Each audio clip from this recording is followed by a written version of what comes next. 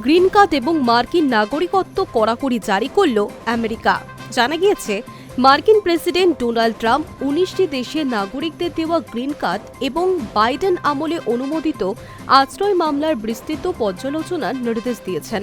বৃহস্পতিবার homeland security ডিপার্টমেন্টের কর্মকর্তারা একথা জানিয়েছেন। প্রসঙ্গত, US citizenship and immigration services নতুন নির্দেশিকা জারি করে জানিয়েছে, জাতীয় নিরাপত্তার স্বার্থে স্ক্রিনিং আরও কঠোর করা হবে। এর পেছনে তীব্রভাবে প্রভাব ফেলেছে বুধবার ওয়াশিংটন ডিসিতে ২ ন্যাশনাল গার্ড সদস্যের উপর গুলি চালানোর ঘটনা। হামলাকারী ছিলেন ২৯ বছরের আফগান নাগরিক রামানুল্লাহ লাকানওয়াল, যিনি ২০২১ সালে অপারেশন অ্যালাইজ ওয়েলকামের মাধ্যমে আমেরিকায় প্রবেশ করেন, যা ছিল বাইডেন প্রশাসনের আফগান পুনর্বাসন কর্মসূচি।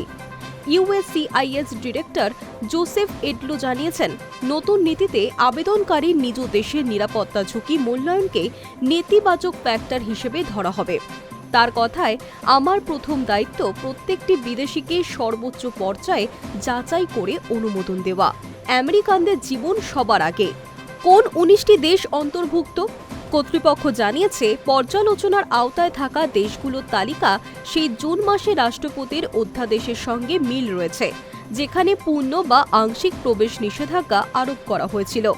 দেশগুলি হল আফগানিস্তান, মায়ানমার, চাদ, কঙ্গো প্রজাতন্ত্র, Eritrea, Haiti, Iran, Libya, Somalia, Sudan, Yemen, Burundi, Cuba, Laos, Sierra Leone, Togo, Turkmenistan এবং ভেনেজুয়েলা।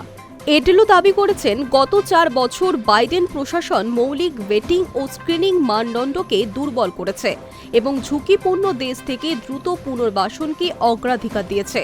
নতুন নির্দেশনা সরাসরি সেই ঘাটতি পূরণের লক্ষ্যেই আনা হয়েছে। কি বদল আসছে স্ক্রিনিংয়ে? আপডেট হওয়া নীতিতে ইউএসসিআইএস কর্মকর্তাদের বলা হয়েছে, আবেদনকারীর দেশের পরিচয়পত্র কতটা নিরাপদ, ব্যাকগ্রাউন্ড চেকের ক্ষেত্রে দেশটি কতটা সহযোগী, এসব বিষয় বিবেচনা করতে হবে। অফিসিয়ালদের মতে, এটি ট্রাম্পের জাতীয় নিরাপত্তা সম্পর্কিত পিপি ১০৯৪৯ ঘোষণাকে শক্তিশালীভাবে প্রয়োগে সাহায্য করবে, যা সম্ভাব্য হুমকি হিসেবে বিবেচিত বিদেশিদের প্রবেশ সীমিত করে। নির্দেশনা তাৎক্ষণিকভাবে কার্যকর এবং ২৭শে নভেম্বর ২০২৫-এর পর থেকে দাখিল বা মুলতুবি থাকা সব আবেদনে প্রযোজ্য। High News network.